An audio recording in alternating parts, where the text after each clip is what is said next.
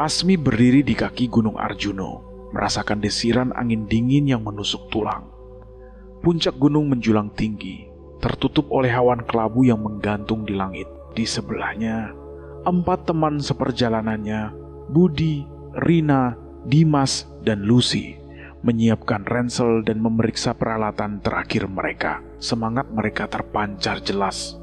Meskipun cuaca tidak sepenuhnya mendukung, cuaca sepertinya tidak akan bersahabat hari ini, kata Budi sambil menatap langit yang mendung.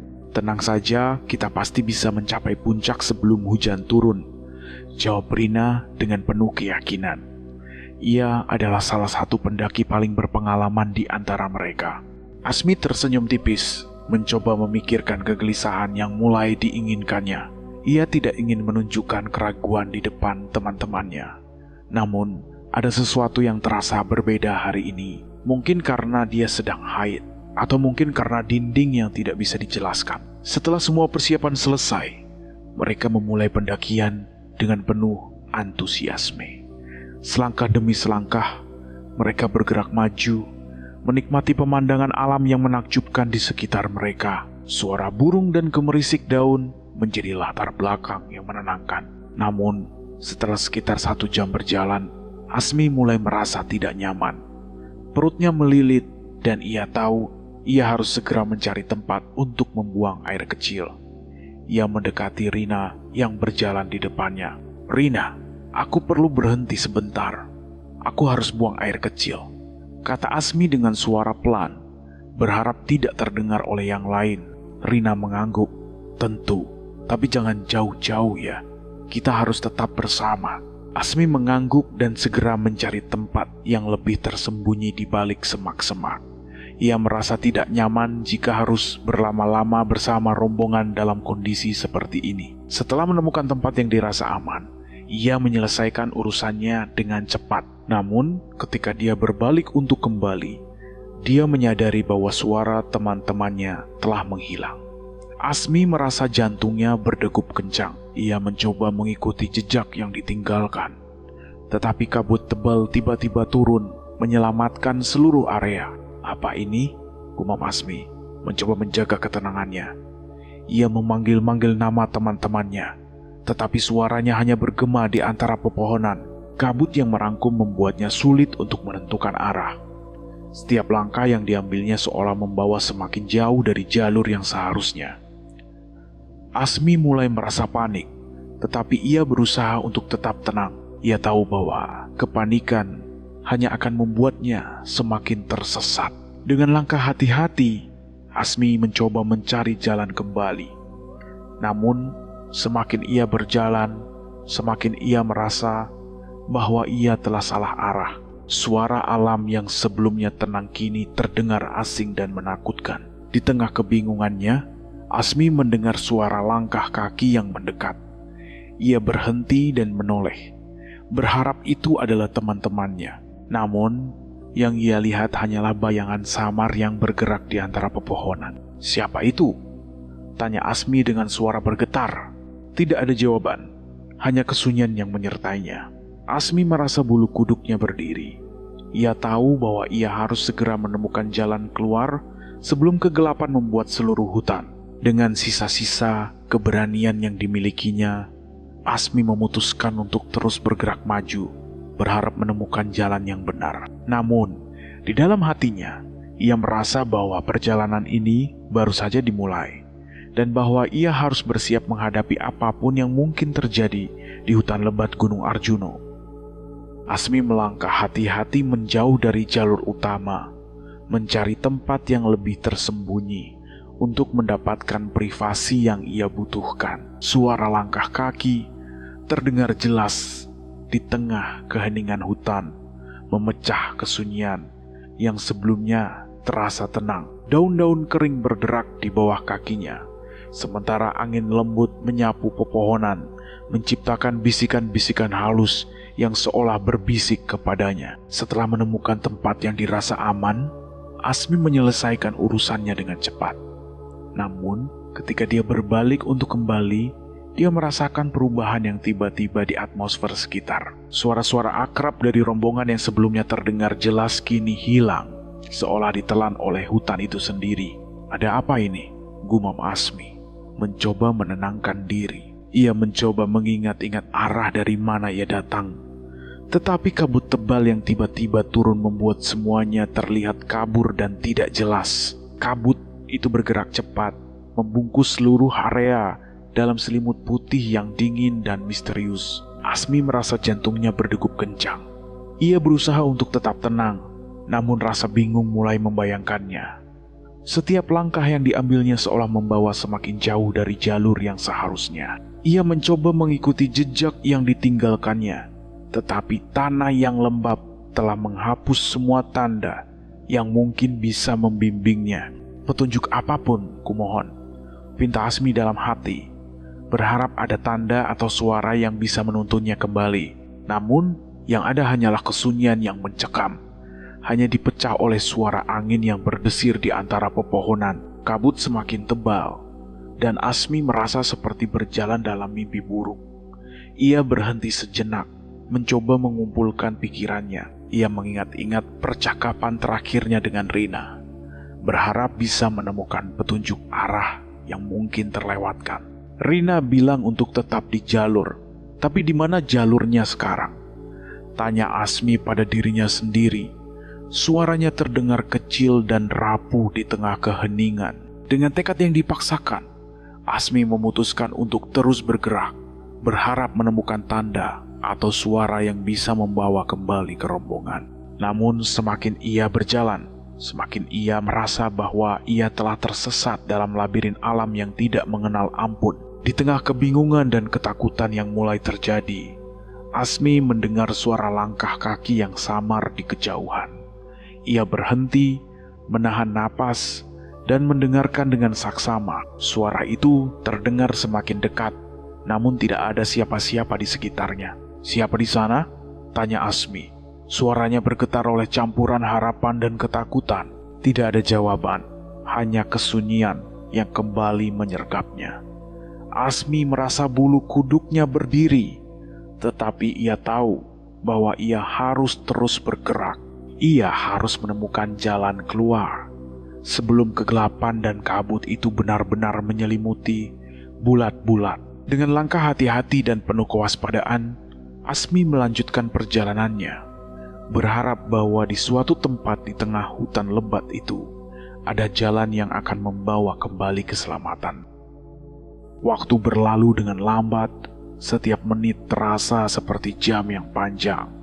Asmi terus berjalan, namun kabut yang semakin tebal mengelilinginya dari segala arah, membuatnya semakin terasing dari dunia luar. Pohon-pohon tinggi menjulang di sekitarnya, seperti raksasa bisu yang menyaksikan usahanya dengan penuh ketidakpedulian. Kabut yang merangkulnya dengan dingin membuat setiap langkah terasa berat dan tidak pasti. Asmi berusaha untuk tetap tenang, tapi rasa takut mulai berbaur ketika dia menyadari bahwa dia mungkin telah tersesat. Ia berhenti sejenak, mencoba mendengarkan suara apapun yang bisa memberikan petunjuk arah. Namun, yang terdengar hanyalah gema suaranya sendiri yang berputar-putar di antara pepohonan, seolah-olah permulaan usahanya. "Apa ada yang bisa mendengar aku?"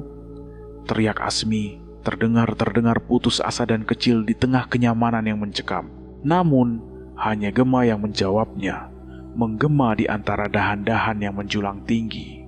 Asmi merasa tenggorokannya tercekat oleh rasa panik yang mulai tenang.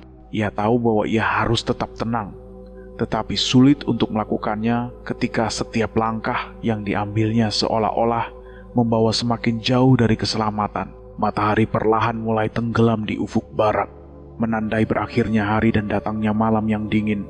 Suhu udara semakin turun, dan Asmi merasa kedinginan yang menggigit menembus pakaiannya yang tipis. Ia tahu bahwa ia harus segera menemukan tempat berlindung untuk malam itu. Dengan sisa-sisa tenaga dan harapan, Asmi terus berjalan. Matanya menyapu sekeliling mencari tempat yang bisa melindunginya dari dinginnya malam. Setelah beberapa saat, ia menemukan sebuah gua kecil yang tersembunyi di balik semak-semak lebat. Gua itu tidak terlalu besar, tetapi cukup untuk memberikan perlindungan dari angin dan dingin.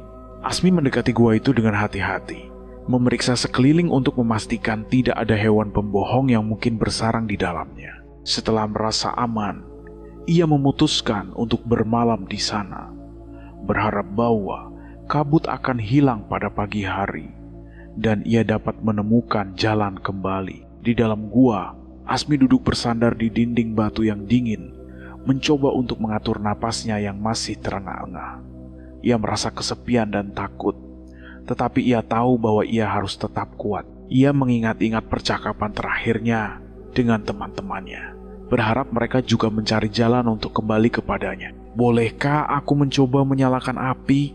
tanya Asmi pada diri sendiri, mempertimbangkan opsi untuk menghangatkan diri. Namun, ia memutuskan untuk tidak melakukannya. Khawatir api akan menarik perhatian hewan buas atau lebih buruk lagi, orang-orang yang tidak dikenal. Dengan tekad yang dipaksakan, Asmi mencoba untuk beristirahat. Meski sulit untuk memejamkan mata dalam situasi seperti ini, ia tahu bahwa malam ini akan menjadi malam yang panjang dan menakutkan. Tetapi ia berharap bahwa pagi akan membawa harapan baru dan jalan keluar dari hutan yang membingungkan ini. Malam itu, kegelapan di dalam gua terasa begitu pekat, seolah-olah memiliki bobotnya sendiri yang menekan Asmi dari segala arah. Ia berusaha memejamkan mata, berharap bisa menemukan sedikit ketenangan dalam tidurnya.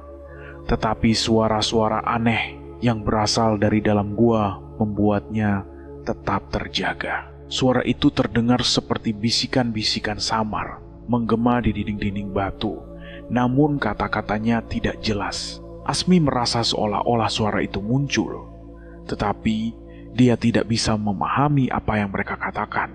Jantungnya berdegup kencang. Setiap detaknya terdengar jelas di telinga sendiri. Ia mencoba untuk tetap tenang, mengingatkan diri bahwa suara itu mungkin hanya permainan angin yang menembus celah-celah batu. Namun, ketika ia menatap dinding gua, bayangan-bayangan mulai bergerak, menari-nari di permukaan kasar dengan pola yang tidak beraturan. "Apa ini?" gumam Asmi. Suaranya bergetar oleh ketakutan yang semakin menjadi-jadi. Ia menggosok-gosok matanya, berharap bayangan itu hanyalah ilusi yang disebabkan oleh kelelahan dan cahaya bulan yang redup yang masuk melalui celah gua. Namun, bayangan itu terus bergerak, seolah-olah memiliki kehidupan sendiri. Di tengah kegelapan yang mencekam, Asmi mendengar suara langkah kaki yang mendekat. Ia membeku, setiap otot dalam tubuhnya menegang. Suara itu terdengar jelas, seperti kaki yang menginjak tanah lembab di luar gua. Asmi menyalakan senter yang dibawanya, mengarahkan cahaya ke arah suara itu.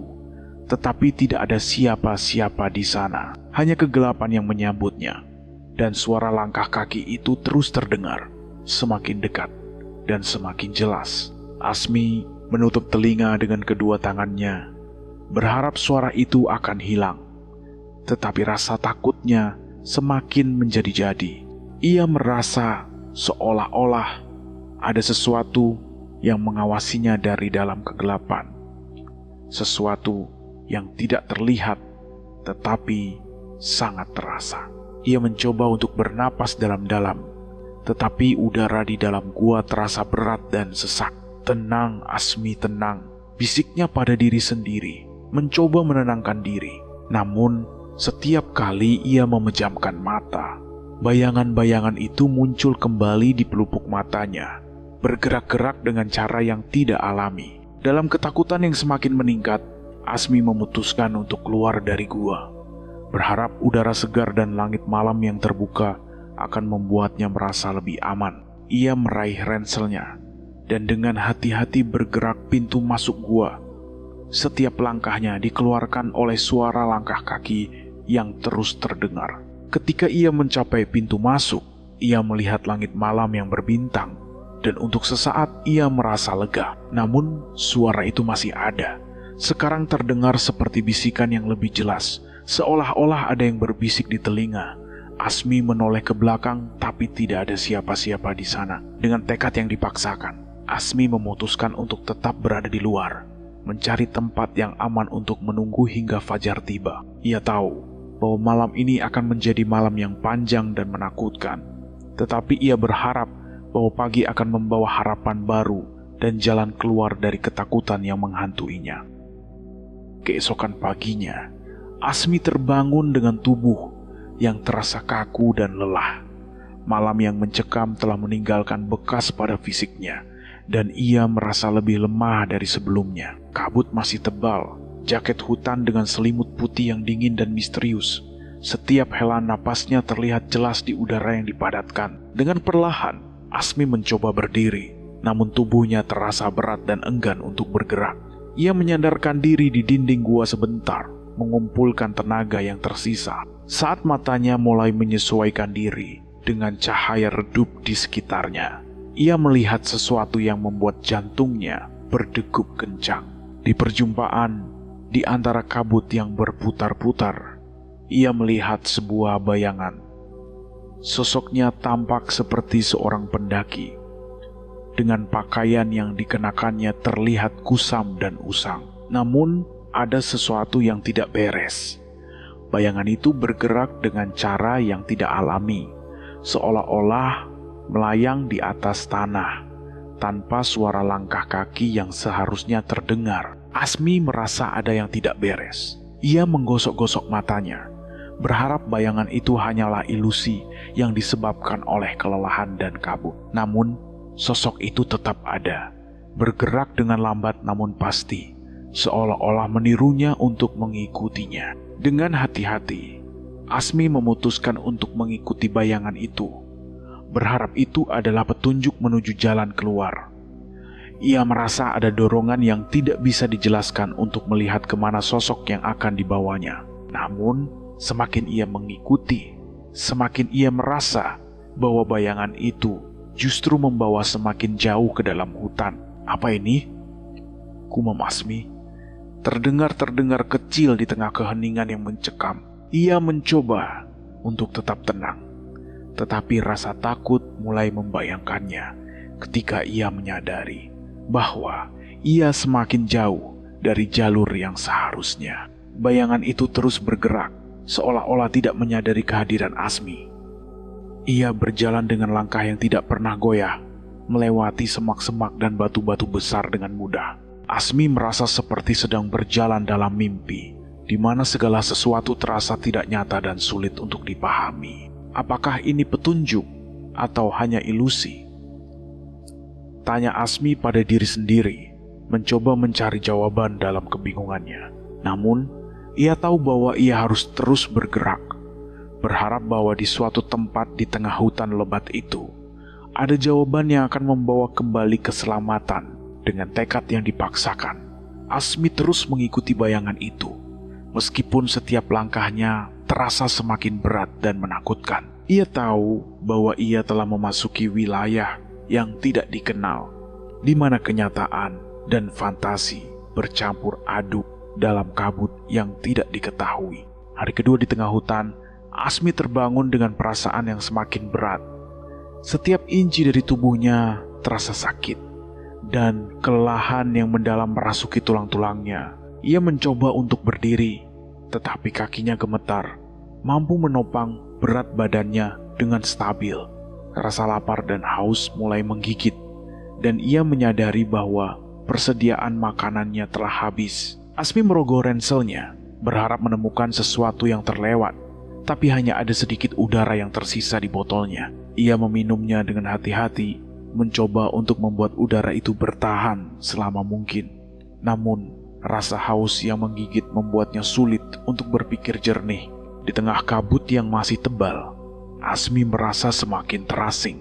Suara-suara aneh terus menghantuinya, seperti bisikan-bisikan yang samar-samar dan langkah kaki yang tak terlihat. Setiap kali ia mencoba untuk beristirahat, suara-suara itu kembali terdengar, membuatnya tetap waspada dan waspada. Ia merasa seperti ada yang mengawasinya dari balik pepohonan, mata-mata yang tidak terlihat tetapi sangat terasa.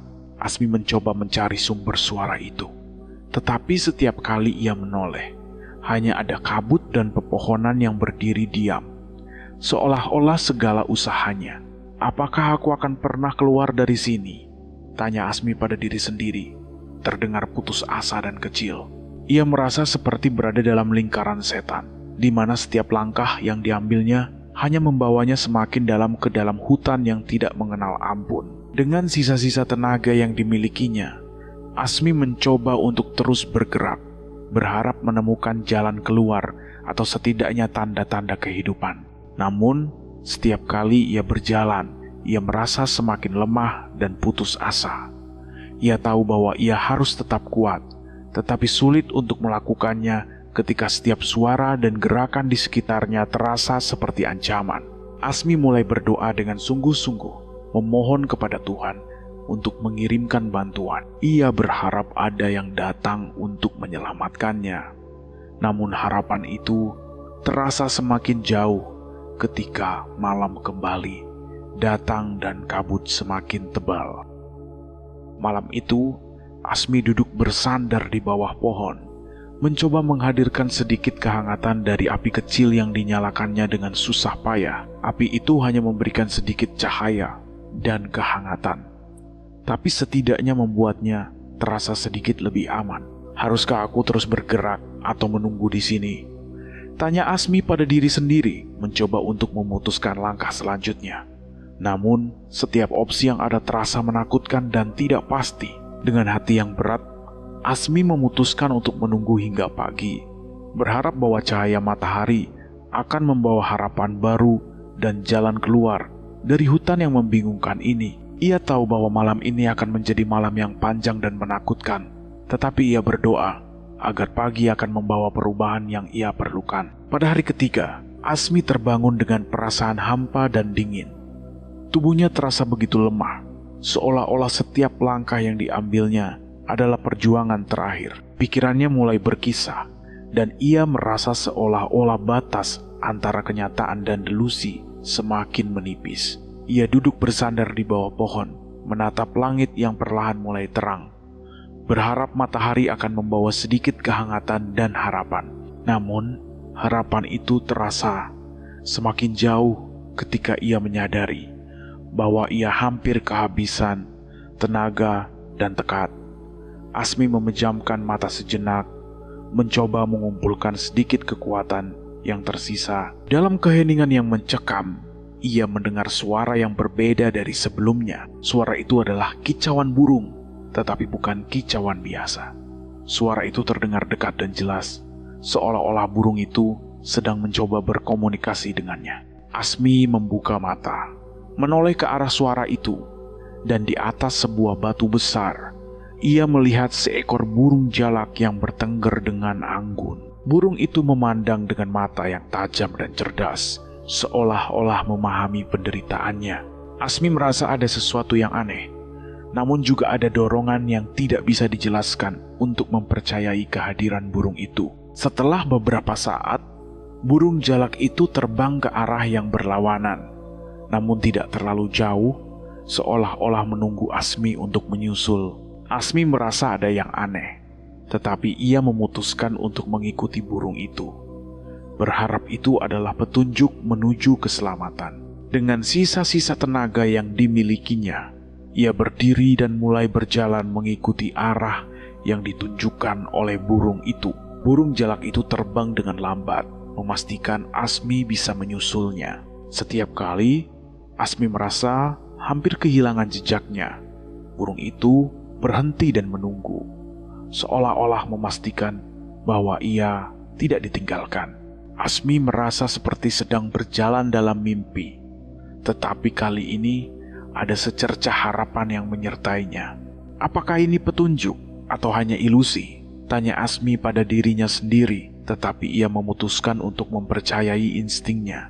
Ia tahu bahwa ia tidak punya banyak pilihan, dan burung itu adalah satu-satunya harapan yang dimilikinya. Dengan langkah yang semakin mantap, Asmi terus mengikuti burung jalak itu, berharap bahwa di suatu tempat di depan sana ada jalan keluar dari hutan yang membingungkan ini. Ia merasa seperti ada kekuatan yang lebih besar yang sedang membimbingnya, dan untuk pertama kalinya sejak tersesat, ia merasa sedikit lebih tenang. Burung jalak itu terus terbang di depan Asmi, seolah-olah menjadi pemandu yang tak terlihat dalam perjalanan penuh teka-teki ini. Setiap kepakan sayapnya memberikan Asmi secercah harapan baru, mendorongnya untuk terus melangkah meski dengan sisa-sisa tenaga yang semakin menipis. Asmi merasa seperti berada dalam sebuah mimpi, di mana kenyataan dan harapan bercampur aduk dalam kabut yang perlahan mulai menipis. Dengan tekad yang dipaksakan, Asmi mengikuti arah yang ditunjukkan oleh burung itu. Langkahnya yang semula gontai kini mulai menemukan ritme baru. Ia tidak tahu berapa lama ia telah berjalan, namun setiap langkahnya terasa seperti membawanya lebih dekat ke arah keselamatan. Kabut yang sebelumnya menipis kini mulai menipis, dan ia bisa melihat lebih jelas ke arah mana ia melangkah. Setelah beberapa waktu yang terasa seperti berjam-jam, Asmi melihat cahaya di kejauhan. Cahayanya tampak seperti matahari yang bersinar melalui celah-celah pepohonan, namun lebih terang dan lebih hangat. Jantungnya berdegup kencang, bukan lagi karena ketakutan, tapi karena harapan yang mulai bersemi. Cahaya itu semakin dekat, dan akhirnya Asmi berhasil keluar dari hutan. Ia berdiri di tepi hutan, menatap pemandangan di hadapannya dengan takjub. Di sana, di bawah sinar matahari yang hangat, ia menemukan seorang penduduk lokal yang sedang mengumpulkan kayu bakar. Penduduk terkejut melihat Asmi yang tampak sangat lemah dan kusut. Dengan cepat, ia mendekatinya. Ekspresi wajahnya berubah dari terkejut menjadi khawatir. "Apa yang terjadi padamu?" tanya penduduk itu dengan suara penuh perhatian. Asmi mencoba untuk menjawab, tetapi suaranya hanya keluar sebagai bisikan lirih. Ia merasa begitu lemah dan lelah, namun juga lega karena akhirnya menemukan seseorang yang bisa membantu. Penduduk itu segera memberikan udara dan makanan, membiarkan Asmi mengisi kembali energinya yang terkuras. Udara yang segar terasa, seperti kehidupan yang mengalir ke dalam tubuhnya, dan makanan itu memberikan kekuatan yang sangat dibutuhkannya. Setelah Asmi merasa sedikit lebih baik, penduduknya dengan lembut membimbingnya ke desa-desa terdekat. Di sana, ia disambut oleh orang-orang yang ramah dan penuh perhatian. Mereka menyediakan tempat perlindungan dan perawatan yang ia butuhkan, memastikan bahwa ia merasa aman dan nyaman. Dalam kehangatan dan kenyamanan desa itu, Asmi merasa seperti telah melewati ujian terberatnya. Ia bersyukur atas bantuan yang diterimanya, dan terutama atas petunjuk misterius dari burung jalak yang telah membawanya menuju keselamatan. Setelah beberapa hari dirawat di desa, Asmi akhirnya merasa pulih sepenuhnya. Tubuhnya yang semula lemah kini kembali bertenaga, dan pikiran yang sempat mewujudkan kini jernih kembali. Ia merasa sangat bersyukur atas kebaikan dan perhatian yang diberikan oleh penduduk desa. Mereka tidak hanya memberikan tempat berlindung dan makanan, tetapi juga kehangatan dan dukungan yang sangat dibutuhkannya. Ketika hari keberangkatannya tiba, Asmi mengucapkan terima kasih yang tulus kepada setiap orang yang telah membantu. Ia berjanji untuk tidak pernah melupakan kebaikan hati mereka, dan berharap suatu hari bisa membalas budi mereka. Dengan langkah yang mantap, Asmi meninggalkan desa itu, membawa serta kenangan dan pelajaran yang tak terlupakan. Setibanya di kota, Asmi segera menemui teman-temannya. Mereka terkejut dan lega melihatnya dalam keadaan sehat dan selamat. Asmi menceritakan pengalaman mistisnya dengan detail, mulai dari saat ia terpisah dari rombongan, menghadapi kabut tebal dan suara-suara aneh, hingga pertemuan dengan burung jalak yang misterius. Semua orang yang mendengarnya terkejut dan takjub. Cerita Asmi tentang burung jalak yang membimbingnya keluar dari hutan menjadi topik pembicaraan hangat antara teman-temannya dan penduduk setempat. Banyak yang merasa bahwa ada kekuatan gaib yang terlibat dalam penyelamatannya, sementara yang lain mengira itu adalah kebetulan yang luar biasa. Namun, bagi Asmi, pengalaman itu lebih dari sekedar kebetulan. Ia merasa bahwa ada kekuatan yang lebih besar yang telah menjaganya dan membimbingnya menuju keselamatan. Burung jalak itu, meskipun tampak seperti hewan biasa, telah menjadi simbol harapan dan pertolongan yang tidak terduga. Asmi memutuskan untuk menuliskan pengalaman itu dalam sebuah buku. Ia berharap bahwa kisahnya dapat menjadi pelajaran bagi orang lain, terutama bagi mereka yang gemar berpetualang di alam bebas. Ia ingin berbagi pesan bahwa meskipun alam bisa menjadi tempat yang berbahaya dan menakutkan, selalu ada harapan dan bantuan yang bisa ditemukan jika kita tetap tenang dan terbuka terhadap tanda-tanda di sekitar kita. Dalam proses menulisnya, Asmi menemukan kedamaian dan pemahaman baru tentang apa yang telah dialaminya. Ia menyadari bahwa meskipun pengalaman itu menakutkan, ia juga telah dianugerahi kekuatan dan keberanian baru. Ia tidak akan pernah melupakan burung jalak yang telah membimbingnya, dan ia merasa bahwa ada ikatan khusus yang telah terjalin antara dirinya dan alam. Dengan buku yang selesai ditulis, Asmi merasa telah menutup satu bab penting dalam hidupnya. Namun, ia tahu bahwa petualangan dan pelajaran baru akan selalu menunggunya di masa depan. Dan dengan hati yang penuh syukur dan tekad yang kuat, ia siap menghadapi apapun yang akan datang.